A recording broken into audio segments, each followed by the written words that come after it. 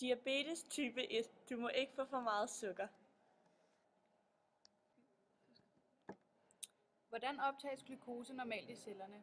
Glukose optages fra tarmen og på den måde transporteres det videre med blodet. Det ender i organismens celler, og via GLUT-kanalerne som hjælper glukosen ind i cellerne.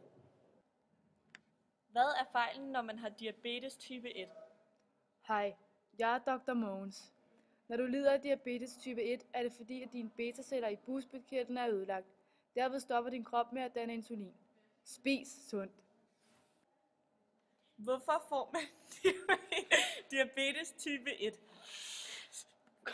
Fortsæt. Grunden til...